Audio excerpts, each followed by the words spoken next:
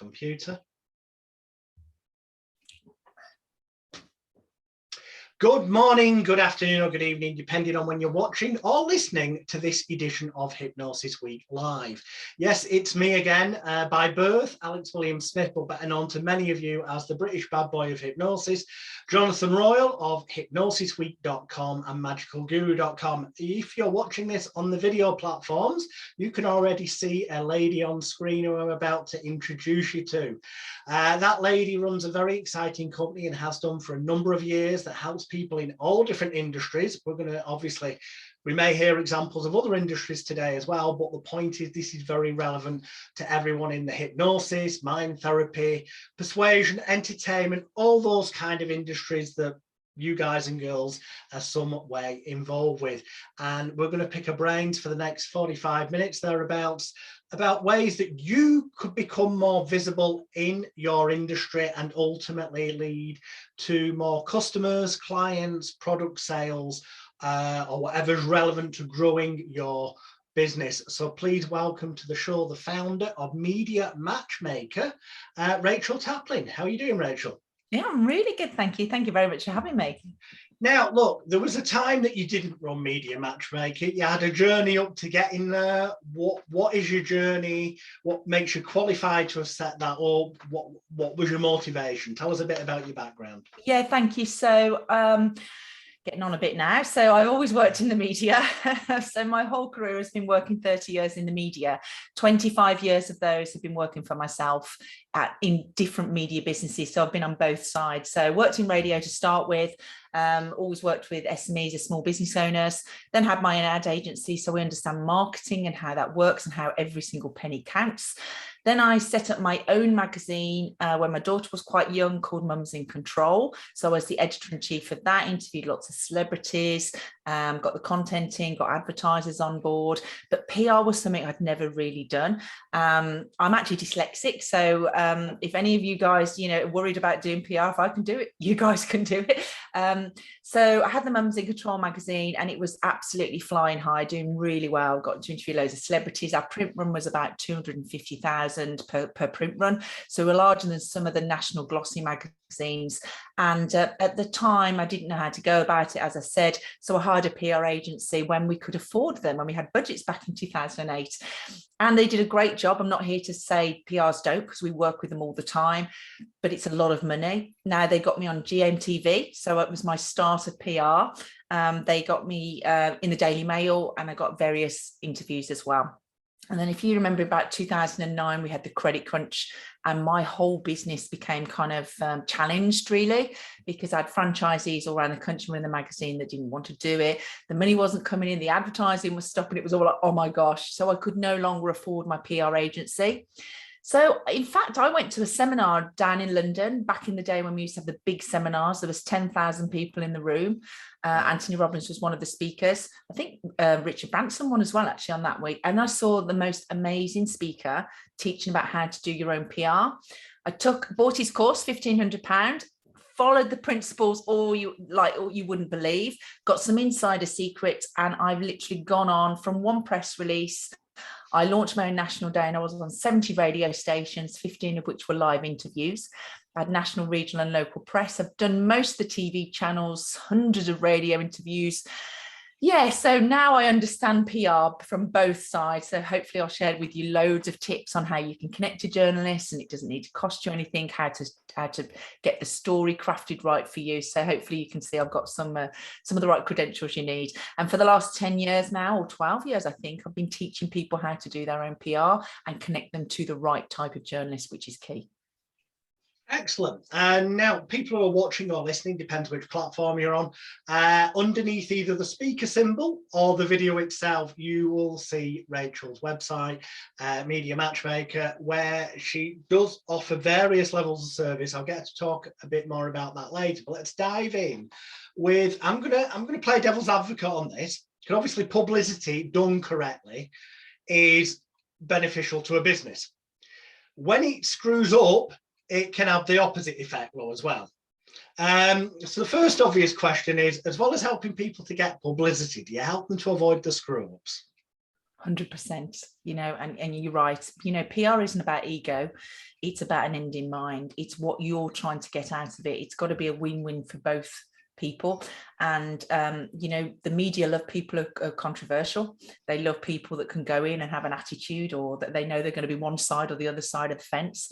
But you've really got to think about your brand, your values, what you're trying to get across, and whatever media channel you're going on, does it match your potential audience, or are you going to be able to leverage it in some way? So I start with all of my members, and we train them as well to do their own PR. So, you know, we teach you, what is it you want out of your publicity? Is it raising your profile? Is it credibility? Do you want to be known as someone that disrupts? You know, is it about helping somebody? Is it just the fun and game side? You know, because I understand obviously all therapy mindset stuff in different ways. You've got to think about what you want to be known for, how you position yourself, and go to the appropriate media outlets for that then. Excellent. I'm going to chuck a couple of examples from you from my past, and obviously, you just to be clear to people watching, that any examples I bring up, Rachel had no involvement with whatsoever. So if anyone listens and thinks, "Oh, he could have been advised better," well, Rachel wasn't involved, so things could have perhaps played out differently if she had been. That's the point of bringing them up. So we'll start off with a positive one, but that had an unexpected twist, in so much as I know that you have a service where you, via MediaMatchmaker.com, journalists can come in and they can look for people who are sort of experts in certain subject matters, what they would call on TV shows talking heads, that will talk about certain subject matters or areas. And quite often that ends up being, maybe in the media, just a quote, you know, a little lineage quote with the person's name initially, but down the line that could lead to them getting used to using you and then deciding, actually, we want to do a feature on the hypnotherapist. You know what, I'll contact John, who we've used numerous times, and it can lead to something bigger. Well, sometimes it can just go bizarre. There was one example in I'm making myself feel old now, 1996. I was contacted and asked, did I have, and it was supposed to be for a piece that was just going to be generally woman's page area in the Sun, and about phobias. And what's the craziest phobia you've ever dealt with? And the truth is, I thought, oh, make some up. So I just said, oh yeah, I had a woman who was scared of traffic wardens, because they just wanted, as far as I was aware, they just wanted like a quote. So I said, woman scared of traffic wardens. Went, oh, right, okay, excellent. Well, did you deal with it? Yeah, I told them the usual nonsense. Think nothing else of it. This is apparently going to appear the next day amongst loads of other people's comments. Article didn't appear. Next morning, I got a phone call from somebody at the Sun, and we want to speak to the woman whose fear of traffic wardens you cured. This is the kind of caveat warning element of it. There was no woman whose fear of traffic wardens I cured. But I very quickly told them, well, I'll have to see if she wants to speak to the media type thing. And I found somebody, an actress friend of mine, who wanted to earn a few quid to ultimately play the part of woman who formerly had, it's called stunting a story in the media, and it happens in every newspaper. I'm not going to ask Rachel to comment on that, because she probably doesn't want to upset journalist friends, but it does happen in every newspaper, I can guarantee you, because sadly I've worked for some of them, and they do stunt stories, make things up, and they're not bothered about news, so as long as they've got somebody to front it. So this woman fronted it, thought it was just going to be perhaps a picture piece inside, and the next day, the front page of the Sun newspaper, and I mean the front page, talk about a slow news week, the front page was a picture of her face with the headline, "Fear of the Yellow Peril," and subheading, "Woman's life crippling fear of traffic wardens, see inside for more."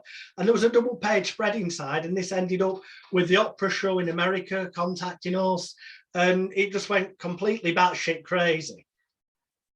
That's just one example of how things can, you think something small, it can go batshit crazy. How do you prepare people for the fact that things can just go unexpectedly batshit crazy sometimes? Alex, I absolutely, you're giving me heart palpitations with that story. I actually, You have to be authentic, you have to be real, you have to have real case studies. And, you know, in one way I admire you, but journalists should do their due diligence, and which is, you know, and want to know that it's real case studies, because this is your reputation. Well, you know, we'll have to agree to disagree on that one, because I can tell you at least 95% of stuff in pretty much all tabloid newspapers anyway, that involves mind therapists either is completely manufactured from scratch, or has been blown out of all proportion so it has very little recognition to reality. I can see where you're coming from, and I would argue the other side, because it's not my experience at all. I have seen where their stories have been elaborated or sensationalized, but it's very much based on facts and truth. But, you know, so you've got your experience as well, but the way we encourage people to do PR, and I can only talk from my experience, is to have genuine case studies, genuine stories. But yes, it's where you want to be, what you want to be known for. Do you want a sensationalized story? You know, wherever you want to go, look at the headlines. Are they sensationalized? You know, do you want to go into the Sun? What is it you're trying to, you know, to achieve? So yes, of course there is poetic license. You know, I've done surveys in the past when, you know, I've only had 100 people take part when I had Mums in Control, and they did put an extra note on it. So I do know it sometimes happens, you know, and it's the way that it was, but it came from a genuine, I can only say everything I've done has been genuine stories. Nothing's been made up. No, 100% not encourage that to anybody, because it could bite you on the backside. So I think you were very lucky. But coming back to your point of it snowballing, it absolutely does snowball, especially with a story like that. So, you know, you could get into the Sun, then it will get picked up by the TV channels, which is, I guess, what happened. Or, you know, everybody wants to get a piece of you to get the angle on it. So yes, one story can literally snowball, you know, from a local regional story. It can go national, it can go international, but it can go from one media outlet also then onto the broadcast media outlets as well. So yeah, always think about, you start with the end in mind with any story you've got. PR is part of your marketing strategy. So are you PR ready? Is your website ready? You know, did you get leads coming in from that? Did you drive traffic to the website? You know, what was the outcome for you? Did you benefit from it, Alex? I'm interested. Well, yes, because I know that what you do, there will be differences to it, because the outcome is to get people publicity. I played the media game a little bit differently, and there's not a time when I appeared in the media where I wasn't paid for it. Now, they may not have paid me in the sense of calling it an appearance fee, but I very quickly found out, having worked briefly undercover as an undercover journalist for a certain closed down newspaper in England that I won't mention because they don't deserve publicity, that expenses is the term, and you tell them that doing the interview that day with them means that you've got to cancel your hypnotherapy client, and you need therefore compensating, and if they want the story they will pay expenses. So yeah, ultimately I was playing the game a bit differently. I would advise people to listen to Rachael. She's telling you that the more sustainable way to do it, and a prime example of that is one of the next examples I'm going to bring up of what can happen with the media.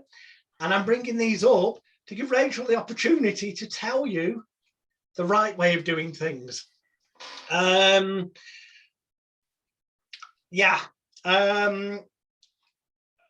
one shall I go for next? We'll go for the total chair and get comfortable. Right. We'll go for the totally unexpected moment. So your name starts to get known by journalists, or they know you're on Media MatchMaker website, for example. And let's say you're a stage. I'm just going to use the example of a stage hypnotist for this, because that's what I was mainly doing at the time. And you've commented in the media several times in the past, so they know they can come to you. Your name's in their mind when something happens in relation to stage hypnotist. And then one morning, you get contacted by the media, but you've not heard about this yet yourself. The journalists have found out about this. It's not become public or even industry knowledge yet. And you answer the phone, and the journalist says, "Hi, Alex," because Alex Leroy was the stage name I was using at the time. This was 1993 to be precise. We'd like to come and see you do a stage hypnosis show. We're going to be doing a massive feature for a week-long feature for the Sun newspaper and the News of the World as well. For people who are not in England, they were basically at the time the biggest circulated papers in existence in England. And we'd like to feature you. And at the time, I was the youngest stage hypnotist in the world, only 17, working professionally. And obviously I went, yeah, come along, see the show. Knowing that they wanted something sensationalist, I did a routine in my show that when you wake up in a few moments' time, every time I click my fingers, you will believe that you're falling madly, passionately and deeply in love with the hypnotist. And the more he ignores you, the more madly, passionately, deeply in love with him you fall. In fact, who's your favourite film star? And they might say, Richard Gere. Excellent. Every time he clicks his fingers, he turns into Richard Gere. You want to get his attention as much as you can. And obviously, ignoring them, they start being touchy-feely. And nothing sexual, nothing genuinely sexual occurs. It's just suggested. But when written up by the Sun newspaper, this was twisted into hypnotist hypnotizes women into bed. Because in the act, I used a gag at the end of that routine going, all right, ladies, anyone else here who wants to give this a go, eh? Excellent. Because when you hit, at the beginning, the act, I'd say, don't volunteer if you're pregnant, because we don't want pregnant women falling over, hurting themselves or whatever. Nothing to do with hypnosis. And if you're not pregnant, see me after the show, and I'm sure we can sort that one out. An innocent gag, not particularly funny, but it got a bit of a titter. All of this gets twisted out of proportion in the end, and the headline is "Dirty Trancing, we expose evil hypnotist who hypnotizes women makes women believe he's the favourite film star to get them into bed." Now, I know years on that at the time, the way it was twisted in comparison to what audio recordings they had, that in theory, I could have sued their ass off for twisting and defamation of character. In reality, at the time, it was impossible to get no win, no fee for such things. And I didn't have a spare 10 to 50 grand to put down at the time. And the sad truth is, at the time, if you didn't have the money to put down, you didn't have a recourse because the media had more money than you. How can people protect themselves from things totally getting twisted out of proportion? Or what can they do if it does get twisted out of proportion, given that it's still incredibly difficult to put things right legally unless you've got a massive wad of money there?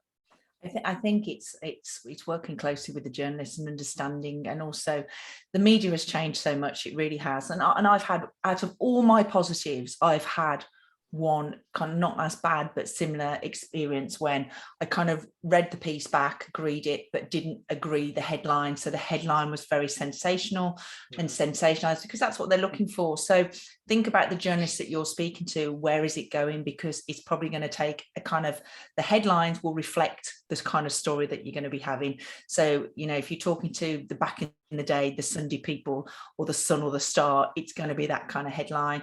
Where you protect yourself now is obviously, there are things in place. They are more kind of, they have rules and regulations they need to follow, but they can take a kind of an angle on things, and they will be looking for an angle on things. So it was very unfortunate, but it was factually incorrect, like you said, and also a defamation of character. So you can, if you do an exclusive, we're talking to our PR members Thursday actually, and we're discussing all about how to secure an exclusive, and it's about building the relationship with the journalist. I am booked this Thursday. You have a pocket. I'm booked on it. Yes. Oh, brilliant. Okay, great. So wonderful. Didn't realise. So thank you. Look forward to seeing that. So this is all about how to secure an exclusive and how it's a win-win for both you and the journalist, and how you can potentially agree for the story to be reread, even sometimes to agree the headlines, in return that you give them an exclusive for a certain period of time before it goes out to anyone anywhere else.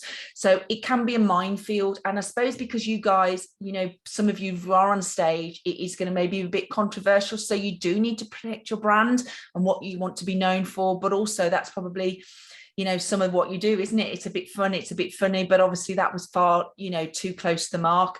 So just be mindful of where you want to be, what you want to be known for. And I do think journalists aren't as bad as they used to be back in the 90s. I really don't. Most of them, in fairness, probably not. However, from a personal point of view, don't say anything, Rachel. You don't need to. I'm not trying to drop you in it or upset any of your contacts. But personally, I would not trust anyone who works for Rupert Murdoch's, any of his organisations, as far as I could throw them. But perhaps that's slightly influenced by the fact that I have 2 ongoing litigation cases involving Rupert Murdoch's media and the fact that they hacked my phones and used illegal information gathering. Which kind of leads me into becoming a target by association. So therapists, celebrities, or not necessarily celebrities in the sense people think of film stars, pop stars, but just celebrities within their industry. So it could be the CEO of a corporate company or whatever. They're still human beings. They have problems. So they will end up, some of them, going to see therapists. It might be one of our viewers or listeners. And by such nature, although the individual may try not to put their head above the parapet, as it were, and try and keep things quiet and confidential, they could themselves, as the therapist to someone who is famous, if that famous individual is already courted a lot of media attention, become a target themselves for journalistic interest to try and find out stuff. What sort of advice have you got for, I'm just going to label it as unwanted journalistic attention?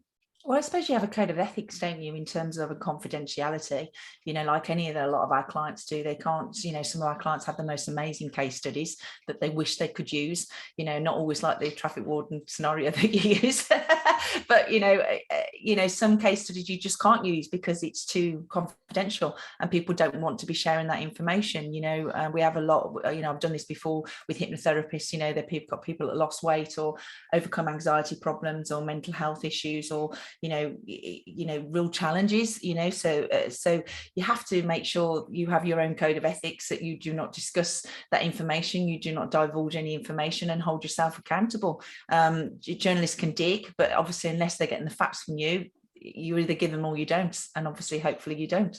How would you advise somebody to handle, you may not have encountered this, so I appreciate that this is probably, I'd say, less prevalent than, less likely to be discovered, even if it's happening anywhere, but it's actually more prevalent than most people realise. And it's not just celebrities, it was, I'll have to say, from a legal point of view, happening to. But what if a story appears and it's information that you know you're aware of, that you were perhaps a witness or party to, the finger gets pointed at you, but you didn't tell anyone? So any viewers or listeners wondering what I'm trying to allude to here, in England, just do a search on phone hacking. It's more than phone hacking. It was also tapping landline telephones as well as mobile phones, and unlawful information gathering. Also, literally the employment of private investigators to follow people. And it might sound like something that would never happen to anyone except an A-list Hollywood star. But the vast majority of people who were phone hacked, you'll have never heard of if you go searching and look at the list of people who've been compensated by not just Rupert Murdoch's newspapers around the world, but also Mirror Group, which is part of Reach PLC, one of the biggest media groups in England now, and other organisations. How would you advise them to handle it if, excuse the language, perceptively they end up getting the finger of blame pointed at them for something appearing when I would definitely, it wasn't them? yeah, I'd definitely speak to a professional that handles brand reputation 100% from a PR point of view, because some of this stuff you can't do on your own. You need someone that can represent and that can guide you and that can get to know your story inside out and to understand, so you can share all the information so that they can represent you, and there's a barrier in between you. So I would definitely recommend that. I think it's a shame because it's interesting, isn't it, this conversation, because it's almost going into the dark side of PR, or I'm purposely coming up with the worst case scenario. Yeah, because whereas I believe that if viewers and listeners know about that, anything else that they're far more likely to encounter will be a walk in the park with your help. Absolutely, and absolutely, and as I say, I've probably, of all the PR I've had and the experience with my members, it's not even 1% that this would happen. So it's focusing on as well for your audience and everyone that's listening and watching this is, there are so many positives that outweigh it. And like anything with marketing, it could go wrong. We could walk out the house, business, that's just life, that's business, that's how it is, but there's far more, benefits to giving it a go, to doing it in the right way, to getting the training, to approaching the right type of media outlets, because you can get so much credibility for your business and so many more clients by using PR. So I think it's, being aware, of course, absolutely, of the stories that you've shared, and understanding them, but also don't be fearful of it, because it's a win-win scenario. The media want stories, the media want content, and it's not just traditional PR these days now, it's digital PR. There's so many opportunities now to get onto the online, everything that's, that's printed also has the online version as well. They want experts, they want sources, they want people that have been linked to celebs, absolutely. They want controversial people. So think about what you want to be known for. I don't know what your split is in terms of your audience. Is it a 50% split for those that are on the stage and performing, and a 50% maybe for mental wellness and health? Probably more like 75% on the therapy side and 25% the other way. Right. Okay. So those on the therapy side, it can be an amazing way to get onto radio to talk about, overcoming. So, for example, it's coming up to be National Grief Awareness Month in a few weeks' time, in November, I think, or first week in December. So we're just planning for it, and we're just putting our experts up front to the Telegraph and the Times and the Guardian, to the family editors, to say, if you want to talk about, grief, we've got some experts that could talk about it. So your therapist, might be able to say, we can help people overcome grief through hypnotherapy, from however they use to help people. So it's thinking about, all the opportunities that are there and matching it to the right kind of media outlets. Radio is brilliant. BBC, sometimes you can have your personal opinions about these newspaper groups, but also they've got readers that are genuine readers, they've got audiences that are genuine audiences, and it's if you want to reach those people that you genuinely could help, because I'm guessing, like you said, 70% of your therapists are there to help provide a solution and to make people's lives better. Yeah. So why would they not want to share that to an established audience? Some people, I suppose, out there, but off.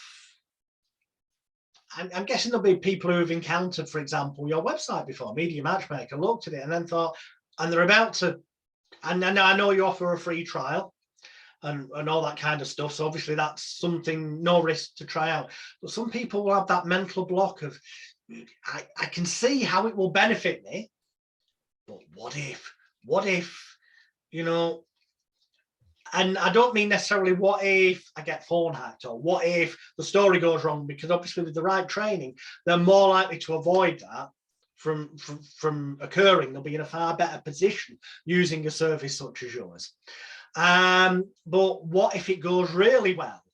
And suddenly, if they're a very normally private person, I'm getting recognized walking down the street and stuff. Some people might actually be bought off from doing what would really help their business and ultimately their family and their lifestyle, because they're thinking, I'm too shy to do this. What sort of advice would you give those people? I think it's understanding where your comfort zone is. So some of you may want to do radio, some of you may want to do TV, some of you want to do written or national newspapers or written blogs. It's what fits right for you, all of the above. We help people in two different ways. We can provide the PR leads to you. So there's a free media pass. You can start with our starter media pass. So anyone can just put up their profile and journalists can find you. So if they go to our website, look for hypnotherapist, your profile will pop up. But if there's someone above you with a higher media pass, which is our backstage or access area, they will come up higher than you. So if someone was looking for, grief, hypnotherapy, and your profile popped up, it would come up in order. For the free trial is just the backstage media pass for £29 a month. So it's really low level entry. You get daily PR leads and you sign up to say you want the lifestyle journalist journal request. And these are journalists that ask for specific help with a story. So if you know you can help, you can just respond to it straight away. And then our access all areas is where you can literally have access to every single journalist in the whole of the UK. So you can be proactive. But your question is, what do you do if you literally get inundated? What a great position to be in. And we've had some of our clients in that position. Mm-hmm. So, for example, you don't always have to write a press release. You can just put yourself forward to a journalist and say, this is what I do. These are the topics I talk about. I'd love to get featured on your radio show. I'd love to do a debate, or love to write an article for you. And we've had, one of our clients, for example, she literally sent it out to all of the media contacts in the beauty and in their beauty industry and suggested to write articles. She was inundated. I think she had 11 people come back saying, yes, write us articles. She hadn't got the time to write all the articles. So now she's very selective in that she goes to just the trade industry magazine she wants to go to and the national titles that work for her. This is why we say be PR ready. We are doing, I don't know if you're signed up to it, Alex, on December the 1st. We've got, and it'll be the replay will be available, a PR planning. So you plan everything out, you're 6 months ahead. You plan the topics you can talk about. You see what national days, because there's over 400 national days in the UK that you can, either any national days that you can ride off the back of. And I'm sure as hypnotherapists, there's probably quite a lot. Blue Monday's coming up in January. I'm sure there's ways and hints and tips that you can overcome that. So we get you to plan everything. And then we talk about, right, what media outlets do you want to approach and how do you go about it? So you've got to have a proper strategy in mind for PR, but it's worth it because one article could absolutely transform your business. And I think, like you said, Alex, once you're in the little black book, they will constantly keep calling you then to give a soundbite or to give a quote or to be featured on their radio show. Cool. I'm going to say in advance on this one, and this is the hardest one, weird question mark. Nobody listening or watching this is likely, or I hope not for your own sake, to be in the position that I'm about to describe. Oh God. Okay. Nobody, highly unlikely. Well, certainly not out of my hypnotherapy, mind therapy, stage hypnotist type listeners or viewers. There's people out there in the world that fall into this category. I'm one of them. But I was saying, worst case scenario, this is probably the hardest question I could throw at you. Okay. Briefly, I'm going to condense down sort of 46 years into 3 minutes. I was born on a circus, as viewers and listeners know. I was first in the national media, the Daily Mirror in 1981, as a couple of years after I became Britain's youngest paid professional circus clown. Went into magic, as in stage illusions, ultimately got into hypnosis, was the youngest stage hypnotist and hypnotherapist in the world. I very quickly at that time, and as you said, the media's changed a lot. It has for the better in many areas. A lot of it's sadly not changed as much as it should have done, but anyway, that's a different story. And I found in the 90s that I could make a lot of money by fronting stunted stories, basically. And there isn't a British national daily or Sunday newspaper that I didn't appear in on numerous occasions under different names. Sometimes I was in the paper 2 or 3 times in the same bloody week with different names. The worst disguises ever. How anyone ever fell for it, God only knows, other than the fact that basically they were bothered about selling papers, not bothered about truth and facts. And for a number of years, I was Britain's biggest media hoaxer, TV, radio, newspapers. I say Britain's because that's the angle that it was given, but worldwide, did TV, radio, media around the world. And 99.9% of the stories were complete and utter, excuse the language, fabricated bullshit. either fabricated by me or suggested by journalists who couldn't care less. And I did this for a number of years, always with the plan of exposing it and using it as a publicity vehicle for the media, lying to you.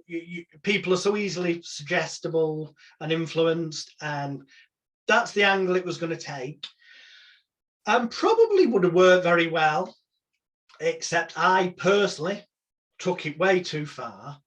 And in 1998 decided that, because I'd at the time already done some freelance undercover work indirectly for the now shut down News of the World in England and other papers, and it had come to my attention that a certain individual known in England, and if you don't know, search the internet, known as the fake sheikh, Mazza Mahmood, would basically set people up, fabricate them, frame them, entrap them, call it what you will, and publish stuff that would ruin their lives.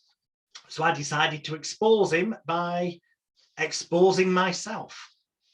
Long story cut short, it backfired slightly, and because I didn't actually know that they found out, because they were hacking my phone, that they found out that I was trying to expose them. So they were one step ahead of me. I thought I was in front, but they were one step ahead of me. And ultimately, because of that, I got manipulated, behind the scenes, threatened, and ultimately a story appeared that basically said I was some gangland gangster, drug smuggling, counterfeit money supplying, using gun salesman, pimp. Biggest gangster on the planet, apparently. And yes, I actually did time in prison because his apparent sources were covered, and I couldn't prove at the time that it was complete fabrication, that illegal techniques have been used. Now, nearly 25 years on, I'm currently in the process of suing Murdoch's organisation, because I've got the receipts now in my possession, have come to light through the phone hacking trials, that my phone was hacked, that illegal information gathering was used, illegal techniques to manipulate me behind the scenes and to fabricate all this.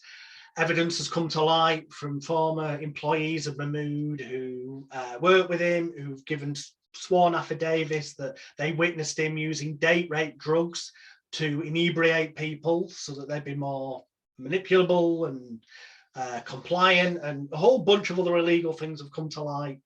And 2022, I'm due to be in the Court of Appeal to get my convictions hopefully overturned.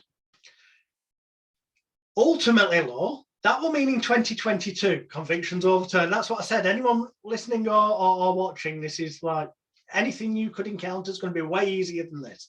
But during the course of this, it casts a negative light massively on all Rupert Murdoch media publications, and it cast a negative light on lots of other media organisations due to the fact that, as we've already said, that other organisations have been done for phone hacking, and there's ongoing trials for that and illegal information gathering. It wasn't just Rupert Murdoch. And I was instrumental in trying to expose all that 25 years ago. And over the past 25 years, trying to fight for truth and get my convictions overturned, and also helping people like John Elford, the former London's Burning actor, who's also fighting for justice, and a lot of other Mahmood victims who were stitched up. I am persona non gratis with Rupert Murdoch's organisations, as you can understand.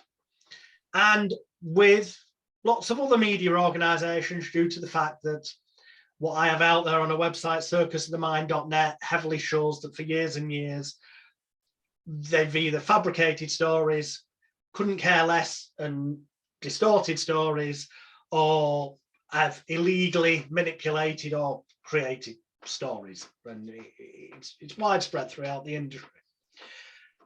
So somebody like me comes along to you and goes, how the hell am I going to get myself into those media? Because they're not, I'm blacklisted.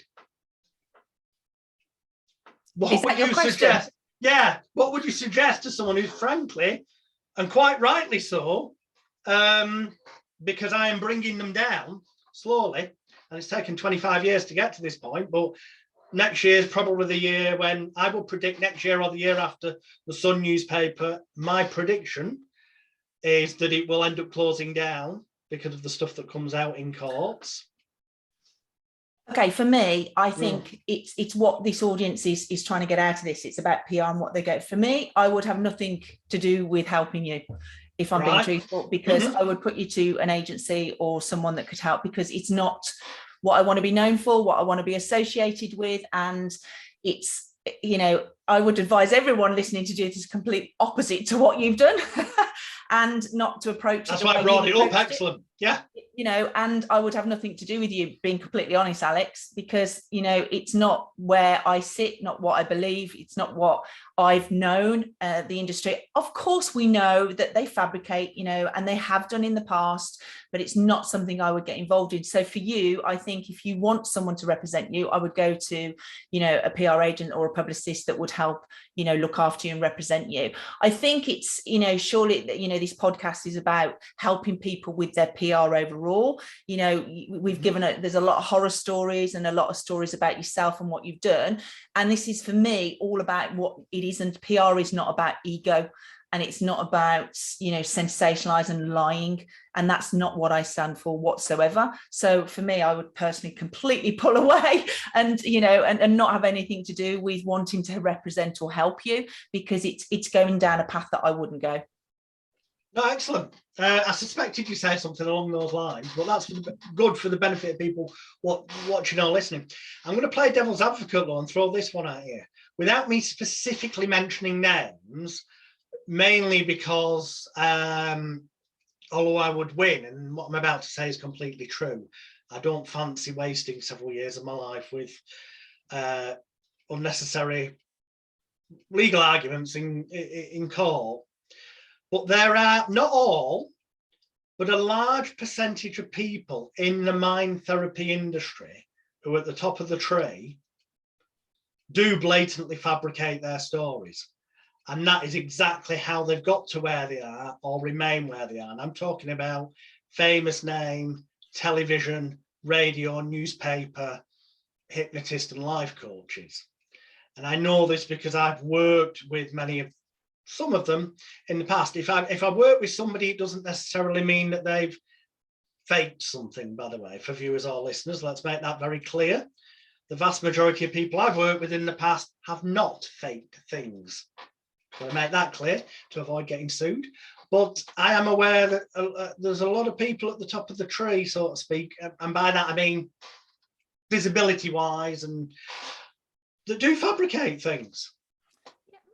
Maybe, but I think as you as an influencer and responsibility for looking after your tribe and your people that want publicity, I don't even know why you would suggest that and put that to them, because it doesn't have to be that way, because it's a win-win scenario. The opportunities are there. If you're good at what you do and you've got genuine case studies, why have you got to fabricate and make it up? That's just bad business practice overall. It's bad marketing. It's bad PR. It's not something I would, you know, maybe it has happened. I don't know, because it's not something I've been, you know, unfortunately, your world that you've gone down and the experiences you've had have obviously led you to this point, but it's not what your listeners, and I would advise, would even consider going down that road. So it's a non-even thought process. It's a non-question for me with a non-answer, because it's not something I would advocate anyway. I suspected as much. Good. So this sounds like I'm being awkward on purpose, and I'm not. This is beneficial to the viewers and listeners, because... But is it beneficial to the users? If you don't mind me asking, I've listened to what you've said. I've come on to do this interview for you, and I'm really happy to do it. But where's the benefit to your listeners other than finding out what you've done and what's gone wrong for you? What are they really learning from this interview then? Because so far you pointed out to them that the other ways of doing this.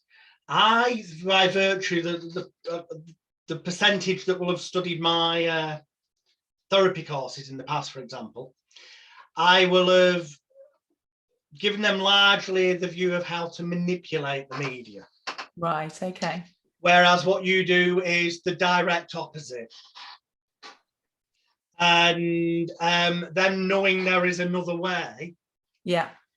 Especially one that I see the massive potential in, which I know that you do via Media, is the as simple as it sounds, the fact that there are so many, 400 odd, is it off the top of my head? National news, yeah, national awareness days, yeah. Yeah, and how so many of them are tied in with people's problems or elements of life that mind therapists, for example, will have, possibly, depends what niche they're in, dealt with, and thus can easily piggyback on. But can Alex, do you mind me saying, do you not, your therapists have a code of ethics in the way that they, if they have got this privilege to be hypnotizing people and manipulating their brain, shouldn't they be authentic in the way that they carry on and get their publicity? Isn't it? It's not congruent, really, is it? You know, if they're genuine, authentic people, why would they be going out to say, well, you pulled a face there, but why on earth would you be persuading them to go out and manipulate the media when all they're doing then is saying that they are manipulating potentially because they can? That does not sit right with me at all. And I don't know why. Surely your tribe or the people you want to work with, your community, should be ethical, should be, you know, genuinely out for people for the right reasons. So why would they want clients to help for the right reasons, but then go and lie about it for the media? That's their own decision, isn't it? All I can say is that a lot of people at the top have done to some degree. But is that what you're trying to encourage? No, ideally the direct opposite. Okay. Because it gives the impression that you're kind of ticking off and encouraging, when, you know, I would be disappointed if I was doing an interview for this to go out to that your tribe that you were trying to attract were just trying to hoodwink people, because that's not what business or life should be about. It should be about a code of ethics. Agreed. Yeah. Now this will be where, and I'm glad, because you are kind of one step ahead of me in the questioning. The ethical dilemma. This is, I'm getting close to the end. The ethical dilemma. Where do you draw the line with ethics? Because, example, there are therapists who genuinely got clients and they've genuinely dealt with certain, I'll use the word embarrassing, things that may be embarrassing to the client type thing. So the client doesn't want their face in the media. Of course, yeah. They may possibly be prepared to speak on the phone or do an interview with somebody on condition that the face isn't shown or that their name is changed to protect the innocent, so to speak. I'm talking here in the context of this person genuinely exists. It's genuinely happened. But then sometimes you can get journalists, yeah, but, you know, it's a magazine feed. We actually want a photo of somebody type thing. Where would your ethics lie in terms of someone else who was prepared to front it? The person who it happened to genuinely exists. They genuinely got help from that client. The person would happily speak to the media, but if the media go, oh, we need to see somebody. If they had somebody else that was prepared to put their face to that happening. Absolutely not. Absolutely not. And one thing I will say, you know, I come in this to give you genuine information, and I'm happy for this to go out as long as this is not edited in any way, this interview. Oh, no. And all my opinions are put out here clearly. Yeah. Because I don't want this interview manipulated, and I want people to know, you know, how I feel. Absolutely not. You know, why would you do that? You know, no, and the media wouldn't do that anyway. You know, so absolutely. Lots of television talk and debate shows. Television, they might use, you know, if they've got a case study, they might do a representation of, but they're upfront to say that they're doing a representation of. Why do you want to? Why are you going down this approach to hoodwink people? I don't understand. When there's so much, like you said yourself, there's 90%, well, 99% of amazing publicity opportunities out there. And yet this interview, you focus completely on the 1%, the dark, you're focusing on everything you don't like about the media, yet you're suggesting that you want to still keep, which doesn't fit congruent. So I just hope your members and your community don't really want the same things in the nicest possible way, Alex, as we've not met before, what you want from the PR. No, that's fine. They won't. I believe me, there will be people who probably already clicked below this speaker symbol on the podcast or the video on YouTube, Vimeo, or other places, and gone to MediaMatchmaker.com precisely for the reason that it's so diametrically to be honest, opposite. I almost don't want anyone from your community in the nicest possible way, if they even have a tense, a few little thoughts of, oh, could I use the media to persuade that? You have a gift. You are doing something to change and help people. That is precious. That is, that comes with responsibility. And I'm sure your audience know that, I'm getting very passionate and wound up and almost angry to this point, which is, probably great. And it's been the most weirdest interview I've ever done, because this goes against everything I stand for, from a business, from a values point of view, from an ethical point of view. PR is a great tool done in the right way for the right reasons. If you want to use your art or your manipulation, do not try it, because you're just going to go down a rabbit hole that you've got caught in, that you're going to get exposed, and so you should. How do the people who do it positively then, to the people capitalize it? You did touch on this briefly, the fact that you've got to be ready, media ready. Can you just expand on that a little bit more before we finish? Because obviously it's great if you get suddenly loads of publicity, but the obvious one is no one can find you on the internet. Yeah, I mean, we've got the website is MediaMatchmaker.co.uk. So to get your PR ready, we help you get PR ready. So we've got what we call a 6-step challenge that just puts your mindset into what you should be thinking about.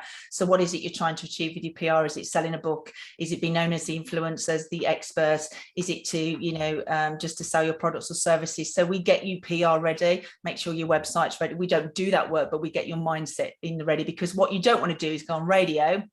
And we teach you, we've got radio interviews with journalists, producers, editors, that show you things like, if you're going to go on radio, do your intro and do your outro. So you get it prepared, so you can tell the producers, this is what I do, this is what I'm known for. And your outro is, this is where you can find me.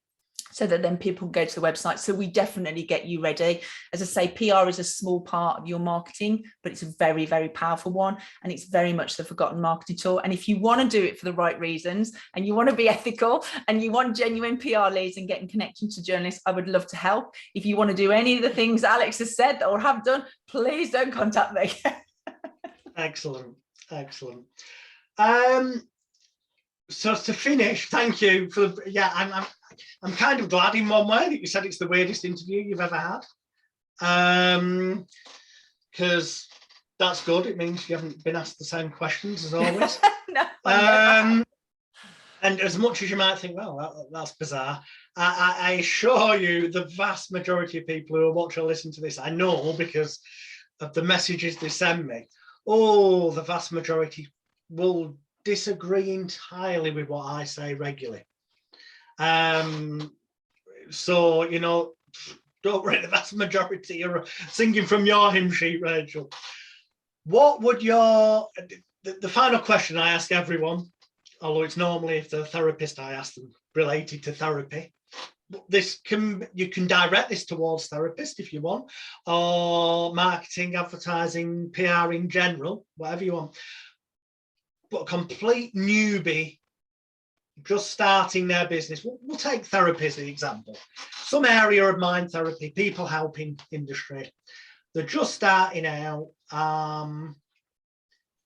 they haven't yet, I'm sure this is something you cover with making the media ready, but they haven't yet decided, they've done the courses, they've got the qualifications, they've got the skills in the toolbox to be able to deal with smokers or phobia people or a huge wide range of things. What would you advise them to do? Still start off the way most therapy courses would tell them to go, I do this entire menu board of things from A through to Z, or to pick something and from day one start to try and establish themselves as...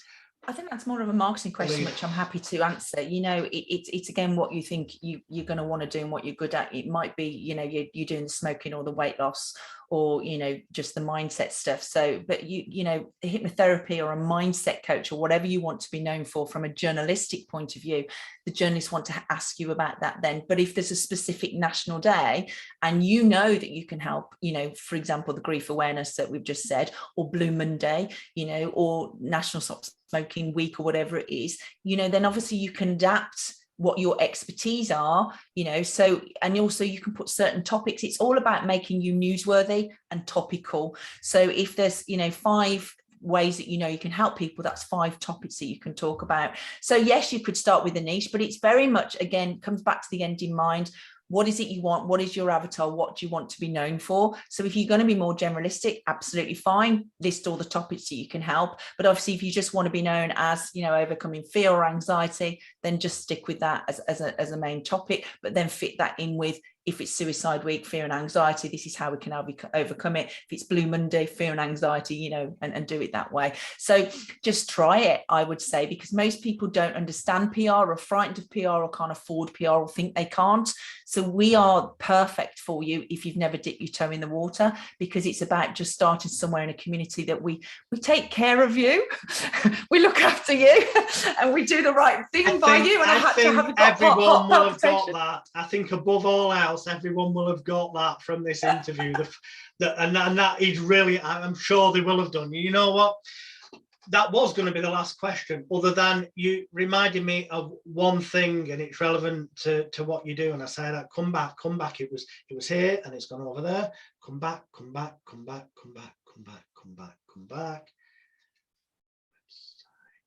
National Day, she spoke about national days, connecting people, brands starting out. No, it's melting away. Media Matchmaker, you meet people, you teach them how to be media ready. No, it's gone. And it was something, boom. No, that's my brain gone. My request to you, Alex, is to go down the PR route in a positive way, in an authentic way, in a genuine way. You know, you've obviously got a responsibility with an amazing, you know, group of people that are following you, and hopefully people are screaming at this. You know, it'll be interesting. As I say, it's the most weirdest, controversial, you know, which is obviously what you do, which is what you're known for. And I just said the key thing is from as of when legal cases went into action and I exposed certain things, I cannot ever do what I did in the past anymore. So any stunting of stories or stuff of the past, just even if I wanted to, I couldn't do anyway. Thank the Lord. Because everything would obviously be forensically examined. Because so it's most definitely not possible, and certainly for not positive PR go my way, for negative PR go Alex's way. Or rather don't. Yeah. No, it hasn't come back to me. I'm sure it was something to do with websites. Yes, because different. If they were doing an interview for No Smoking Day, for example, would you recommend that they might only have one website, but perhaps buying a domain name that was smoking relevant, but very easy to spell, so that they can, if they're on, say, a radio interview, or you can do. I mean, you can. Some people are known as, they have what called a fame name, you know. But we, a Media Matchmaker, you put your profile up, and we help you get your story multimedia ready. So within our platform, as you probably know, if you're using it, you can upload your audio sound bites. So if it's National Non-Smokers Week, you can put your sound bites there so that the journalists can use it. You can put your video on there so they can see what you look like. You're going to be on TV. You can put your blogs in there as well, so it's all accessible in one place. You know, if you want to have a media presence and be known as a go-to person, it's probably good on your website to have a press area, so that you're known with your bio sheet. And again, you can download your bio sheet and everything from us, and what to put in there, and your contact details. So it gives perception is reality, PR. You know, you've got to show that you're media friendly, you're media ready. So yeah, you can put all that on your website and put links to it, or you can upload it to your own free profile that you can do in Media Matchmaker. Before we finish off, I've remembered what it was. What was that? It's the benefit of it's the other benefit of MediaMatchmaker.com. Some people watching or listening who probably during it clicked and been looking in the other window going, oh, they do this. Ooh. And then probably psychologically jumped into the head, some of them, hang on a minute. she said earlier that obviously people who paid for a backstage pass will come higher. So logically also, if they paid for the more expensive pass, they would come higher. Yeah. But if you pay for a year, if I remember this rightly, you get 50% off. So if you were really serious about moving forward, after you get 50% off the backstage media pass membership. Absolutely. You know, if you pay up front, and you know, I'm changing things a lot. You know, for next year we're adding a lot more into the platform, which is great. So you can post your articles live, so that other people can use your content as well. That you can swap content with each other. We've got a lot of exciting stuff coming up. So now is a great time to use. And if your members genuinely want to give it a trial, there's a 30-day trial for new members that they can go to and give it a go. And you know, if you want to start, we've got the PR planning live event. I don't know if you booked onto that, the 1st of December, like we mentioned before. That's a 2-hour done with you workshop. So that will be, we're preparing your forward planning for the next 6 months, your introductory emails. We're looking at the national day. So we kind of do it with you. So you can go away with a plan ready, or even it's your marketing plan as well, really, if you want to see it like that. But check out the website. It's .co.uk. So it's mediamatchmaker.co.uk. Couldn't get the .com, you know, and be happy to. The link will be below to click on. Bless you. Thank you. I've got to ask you before we say ta-ra to everyone. The other thing that might enter people's heads is, I know you've got a massive, really fantastic track record. I know people who've used your surveys, praise you to the hill. That's why I've been trying to get you on the show for ages. There is no doubt that I would recommend you to use Rachel's services. Oh, the book coming. That is, no, there's no but, because I kind of know the answer to the question I'm going to ask, but I'm asking it because people at home will be screaming it at the screen. And that is, well, hang on, if there's already loads of other therapists who are perhaps members of MediaMatchmaker.com, how am I ever going to get anything out of it? Now, I know my simplistic view would be that literally some stories they'll want a man, they were more likely to run with a man if it was a man's magazine, more likely to run with a woman if it was a woman's magazine, and vice versa. That's just being very general. But the whole platform, and it's a good point, the whole platform has been put so the journalists can look by keyword as well, but they can also search by ethnicity from a diversity point of view. Okay. They can look for people maybe, you know, with disabilities. They can search by region. So we've got media outlets all over the country as well. So it's not just the nationals we deal with regional. So if you want to hit therapists in Leicester or Birmingham, I'm a Brummie, you can hear my Birmingham accent, you know, wherever you are in the country, they can find you that way. So, you know, give it a go. You've got nothing to lose by giving it a free trial and putting your profile up there and seeing what you think. And I'm scared of the feedback. It'll be all positive. Excellent. I thought that's exactly what you'd say, but I just think that's the only other thing that people might have thought. If other people are doing it, how's it going to work for me? But the fact is, we're all different. We're all different ages, sexes, nationalities. Alex, there's over 70,000 journalists in the UK alone. There's over 44,000 media outlets in the UK. There's enough for everyone to go around. And that is a perfect soundbite, so to speak, to end upon. Thank you, Rachel, for your patience, for your wonderful handling and honesty, and for giving us an insight into how to do things ethically properly. It's massively, massively appreciated. Boys and girls, got the link that's below this speaker symbol on the podcast platforms or below the video on the video platforms. Go and visit the website and get in touch with Rachel if you want to find out more. Thank you so much, Rachel. It's been a pleasure.